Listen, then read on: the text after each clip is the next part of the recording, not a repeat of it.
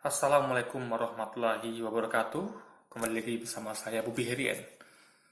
Saya baru aja nonton sebuah tayangan singkat di TV One guys ya, kira-kira 2 menitan gitu kan. Video di mana seorang muslimah di Amerika itu dihajar, dibully dan ditertawakan gitu oleh seorang wanita ya. Tentu dia bukan beragama Islam ya. Ya bisa, mungkin saja saya yakin ya karena dia pertama dia kulit putih gitu kan. Lalu di Amerika itu kita tahu agama mayoritas adalah agama Kristen gitu. Saya tidak menyalahkan agamanya, saya menyalahkan oknumnya. Ini kita bahas tentang oknumnya ya. Saya tidak menyalahkan agamanya karena agama Kristen pasti mengajarkan kebaikan gitu. Cuma ada oknum-oknum di agama itu ya, di agama Kristen itu yang punya kebencian terhadap Islam. Punya istilahnya itu adalah Islamofobia gitu. Dia punya prasangka buruk, kebencian terhadap Islam dan penganutnya gitu. Dan ini akan saya coba dibedah di video ini gitu kan. Jadi di tayangan itu ditampakkan dengan brutal wanita kulit putih beragama Kristen ini mungkin ya. Dia menghajar, memukul wanita muslimah itu ya beberapa kali gitu. Tentu dengan sekuat tenaga gitu kan. Nah, semua di ruangan tuh pada diam semua gitu. Entah karena takut, entah karena mendukung, tapi faktanya kalau dia ditertawakan, berarti semuanya tuh senang dengan kejadian itu gitu. Mungkin ada satu dua yang enggak kan, tapi kalau ditertawakan, berarti kalau begitu rata-rata di ruangan itu semuanya senang dan setuju dengan aksi pembulian dan pengajaran itu. Ya, mungkin dalam hati mereka tentu menganut penyakit Islamofobia gitu, ya kan? Yaitu kebencian terhadap Islam dan penganutnya. Nah, untunglah ada seorang wanita kulit hitam gitu kan. Kita tahu di Amerika juga orang kulit hitam itu ditindas gitu kan. Ini memang kebiasaan orang-orang kulit putih di Amerika ya, itu menindas orang yang minoritas gitu. Di Amerika kan yang minoritas itu kan agama Islam. Lalu orang kulit hitam itu kan minoritas sana. Ya, jadi itu dibully biasanya kan. Nah, jadi juga ada kemarin kisah waktu itu kan ada orang kulit hitam itu yang dibunuh polisi gitu kan. Itu kan warga kulit hitam langsung turun ke jalan protes guys. Jadi ini adalah Amerika itu banyak oknum yang, ini kita kalau ngomong masalah negara ya, tapi oknum di negara Amerika dan oknum di agama Kristen gitu. Dan oknum di orang kulit putih gitu. Kita bicara mengenai oknum sini. Jadi jangan salah sangka mengenai video ini. Saya fokus pada oknumnya. Ya, di Islam pun ada juga oknumnya, tapi saya pengen fokus bahas ke yang ini yang sedang terjadi ini kan. Kalau yang di Islam kita akui juga ada oknum, tapi fokus kita pada bahasan ini yaitu oknum di orang di Amerika, lalu dia beragama Kristen gitu kan mungkin, lalu dia juga kulit putih gitu kan. Nah, jadi wanita kulit hitam ini membantu guys. Dia karena marah, karena saya juga mendidih gitu melihat saudari saya dihajar gitu kan tanpa ampun gitu. Dia marah dan dia membantu dengan menghajar wanita kulit putih ini gitu kan. Dan dia menang gitu. Meskipun kulit putih ini juga, wanita kulit putih juga ada perlawanan gitu. Sampai akhirnya dilerai oleh guru ya. Nah, jadi gini guys. Ini sebenarnya problem besar ya. Kenapa? Dengan gini kita tahu, paham kalau sebenarnya umat Islam yang jadi minoritas di negara-negara non muslim itu posisinya rentan guys, butuh perlindungan gitu. Saya kasih melihat mereka itu kayak di Amerika gitu kan, kayak di muslim di negara yang mereka jadi minoritas gitu kan, kayak di Rohingya gitu, lalu kayak di mana lagi di Uighur gitu kan, kemarin di pembantaian oleh tentara di New Zealand gitu kan. Memang riskan sekali karena saya merasakan ya, jangan kan lagi muslim yang hidup sebagai minoritas di negara yang mayoritas non muslim.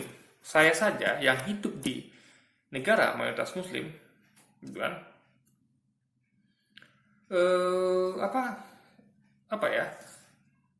saya masih merasakan bulian dari orang-orang non muslim gitu, yang seringnya kan dari orang Kristen gitu.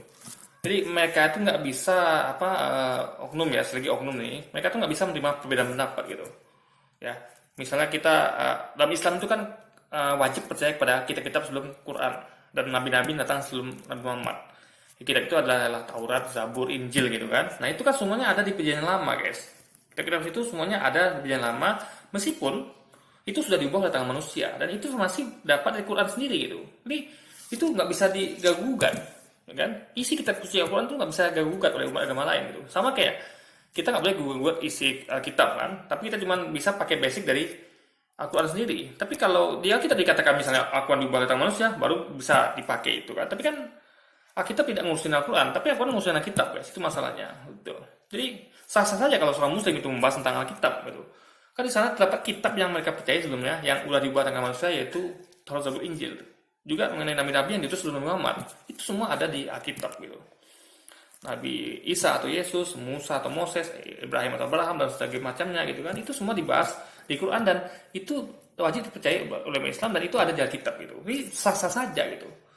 Yang nggak sah sebenarnya ya, yang offset itu sebenarnya kalau ketika umat Kristen membahas tentang Quran, tentang Nabi Muhammad itu nggak sah sebenarnya, karena nggak ada di Alkitab, gitu kan? Mereka klaim tidak ada kitab di Alkitab itu tentang Quran dan Nabi Muhammad. Tapi kalau mereka membahas ya, umat Kristen yang membahas tentang Nabi Isa, Nabi Ibrahim, Musa itu sah karena dia ada di Alkitab mereka, gitu. Jadi itulah poin yang mau saya sampaikan, guys. Jadi aneh bagi saya ketika saya bahas tentang itu, lalu saya dibully, dikatakan kata-kata yang luar biasa lah, bodoh, goblok, segala macamnya gitu. Sementara saya berusaha menjaga akhlak gitu kan.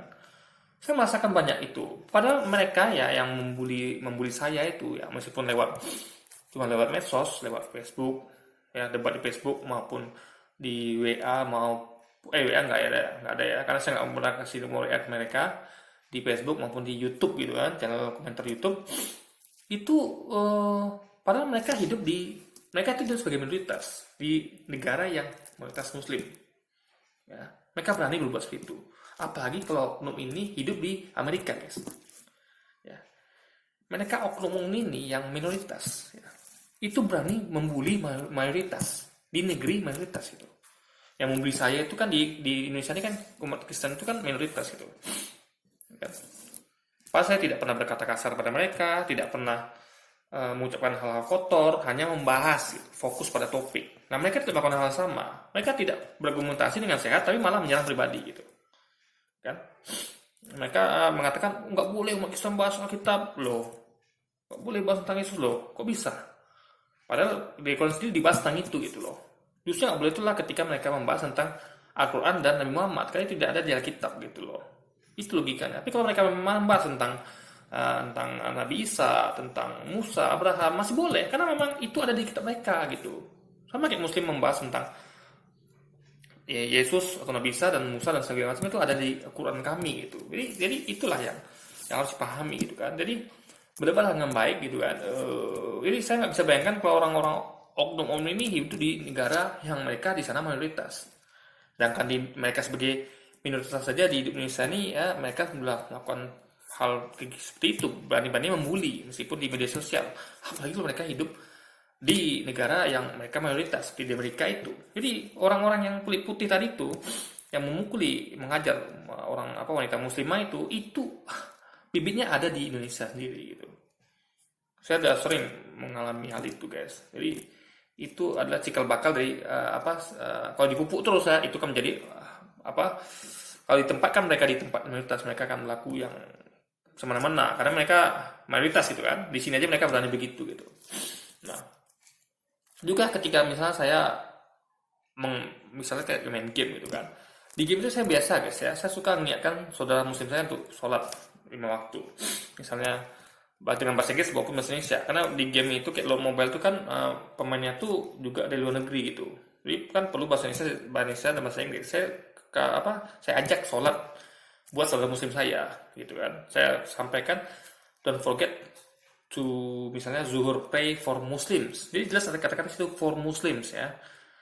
Bahasa Indonesia saya tulis juga jangan lupa sholat zuhur bagi yang muslim. Jadi jelas itu ada for Muslims atau bagi yang muslim. Jadi jelas itu pesan message untuk yang muslim saja gitu. Juga di situ tentu ada misalnya kayak umat Kristiani mengatakan hari Minggu misalnya kan, selamat hari Minggu, selamat ke gereja gitu kan. Itu bagi kita ada masalah gitu. Kita fan-fan aja gitu. Di situ berlaku lakum waliyadin. Tapi ketika saya sampaikan itu, ya, malah saya dibully. Apa yang dari luar negeri itu, guys? Ya, mereka katakan you are terrorist ya. Tapi dia pakai bahasa Inggris itu kan. Kadang pakai bahasa lain, bahasa ya di game itu kan ada yang orang pakai bahasa Inggris, bahasa negara lain lah gitu kan. Saya nggak sebut, nggak mungkin sebut salah satu negaranya. Jadi mereka tuh langsung jadi mereka tuh panas gitu. Ketika saya mengajak sesama Muslim gitu, jangan lupa sholat bagi yang Muslim gitu. Jadi saya bukan bilang jangan lupa sholat gitu kan, tapi saya bilang di ujungnya tuh pakai for Muslims atau bagi yang Muslim gitu. Sama seperti saudara-saudara kita yang dari Kristen itu di game itu ya, dari maupun Indonesia maupun dari luar negeri mengajak tiap hari Minggu tuh selamat Minggu pagi atau selamat hari Minggu, jangan lupa ke gereja gitu kan. Ayo kita ke gereja dan bicarakan tentang ibadah gereja. Itu bagi kita fine-fine saja gitu. Tapi ketika giliran kita malah kita diberlakukan seperti itu, guys. Jadi itu menyedihkan. Jadi siapa yang salah? Nah, jadi media bertanggung jawab atas hal ini gitu. Media yang selama ini menyampaikan informasi yang salah itu bertanggung jawab atas hal ini. Dan media itu berdosa, guys. Ya, menyampaikan hal yang salah semacam ini, menyampaikan fitnah ya. Jadi Islam itu teroris lah, agama teroris. Tambah lagi ada lagi orang-orang yang menyasar beberapa ormas Islam dengan mengatakan ini ustadz radikal misalnya, ini ulama radikal, ormas radikal. Itu membuat orang makin makin tersesat dalam memahami Islam, guys gitu. Mereka makin benci Islam, makin benci umatnya, padahal itu semua tidak salah gitu. Ya. Semua itu radikal, contoh kemarin kayak Ustaz Felicia itu kan orang nomor 2 radikal katanya. Tapi pengakuannya dia mengharapkan kudeta gitu. Jadi di mana letak kudeta? Di mana letak radikalnya gitu. Sementara teroris OPM itu jelas-jelas mau kudeta, yang jelas-jelas organisasi Papua Merdeka itu jelas-jelas memberontak kan, mau kudeta gitu. Itu nggak dilabeli teroris gitu. Tapi Ustaz Felicia yang selalu selama dengan damai, mengharamkan kudeta gitu kan, dikatakan radikal. Ini media-media ini dan orang-orang yang menyasar sebagian umat Islam tertentu dan umat Islam tertentu itu yang berdosa ya dalam membuat makanya terjadi hal-hal seperti ini gitu. Muslim mana-mana dibully gitu kan. Dosanya mereka yang tanggung gitu. Karena mereka menyebarkan propaganda ya. Kalau Islam itu agama teroris, si Anu itu radikal, ya kan? Intoleran. Akhirnya orang yang beda agama itu mempunyai pemahaman yang salah tentang Islam dan penganutnya, sehingga terjadilah pembulian seperti contoh di Amerika. Dan pembulian itu banyak terjadi sampai kemarin tuh yang Benton Taran itu yang menembaki orang sholat Jumat di New Zealand. Itu semuanya bermula dari dosa-dosa media dan oknum-oknum yang selalu menyasar dan menyampaikan informasi salah tentang Islam dan penganutnya gitu, guys. Jadi tobatlah kalian gitu kan. Jangan lagi mendapatkan informasi yang salah. Hentikan semua propaganda itu. Ya, ini mengatakan umat Islam ini radikal gitu kan, ini intoleran gitu kan.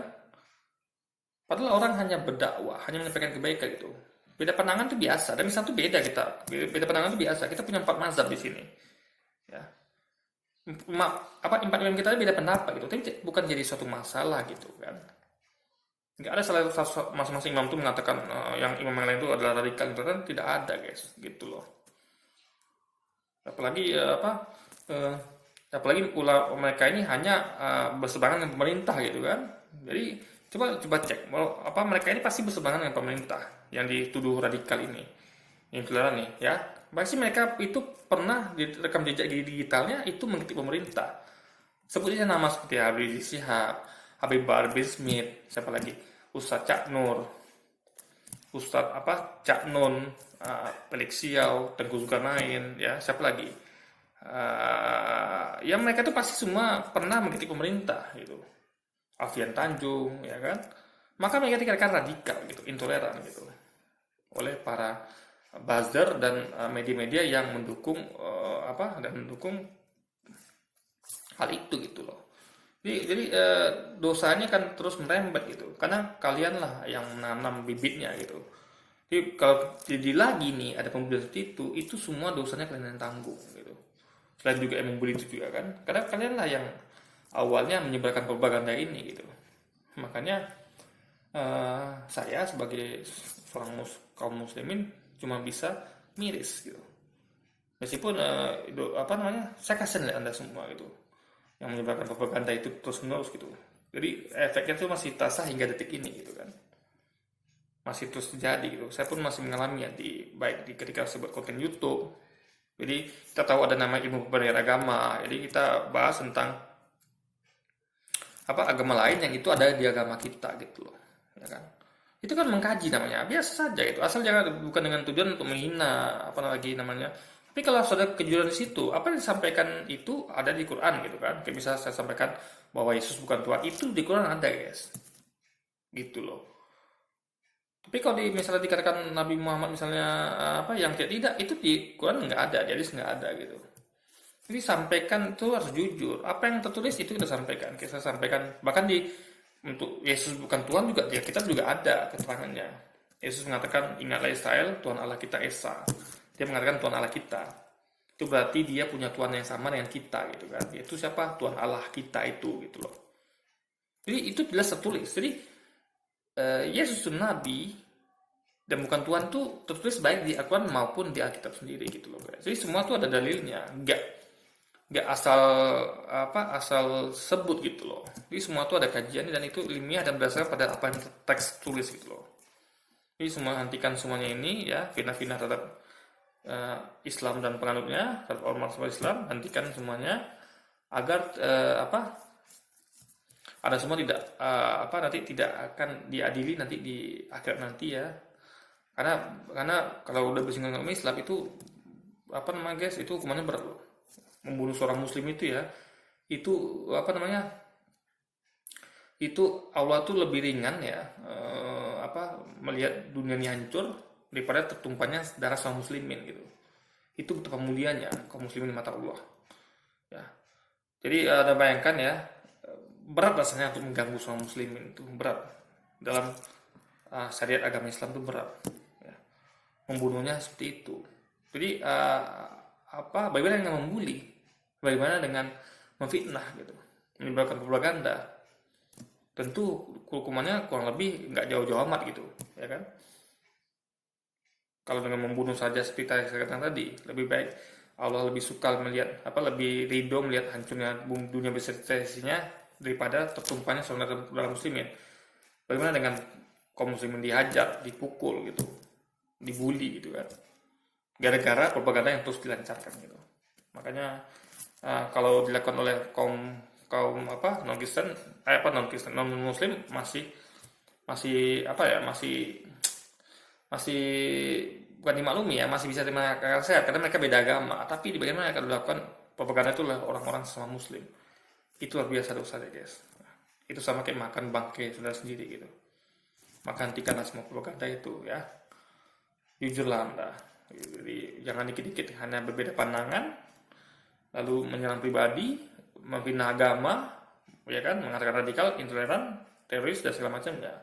Sehingga akan berefek ke depannya nanti dan ada juga akan nanggung akibatnya. Karena itu semua propaganda lah penyebabnya semuanya itu, sehingga kaum muslimin di dunia dimanapun di dunia baik sebagai mayoritas maupun minoritas itu kena bully guys. Bahkan menerima perlakuan yang seperti sadis seperti di video tersebut, dihajar ya, sudah minoritas dihajar lagi gitu kan. Untung ada seorang wanita kulit hitam yang baik hati dan tidak tega menolongnya guys. Kalau nggak tahu saya apa yang terjadi. Mungkin itu wanita sudah mungkin sudah sudah habis lah mungkin. Kalau tidak diingat melihat betapa brutalnya pemukulan oleh wanita kulit putih tadi guys. Anda bisa tonton videonya di TV One. Saya nggak bisa posting ya karena nanti itu kena kena hak cipta nanti kena copyright guys. Jadi saya nggak mungkin upload video di sini. Anda bisa lihat tayangannya di YouTube atau di TV One gitu guys. Video tentang wanita kulit putih yang memukul muslimah di Amerika itu. Oke, jadi mungkin sekian dulu video kita kali ini. Sampai jumpa lagi di video-video selanjutnya. Wassalamualaikum warahmatullahi wabarakatuh.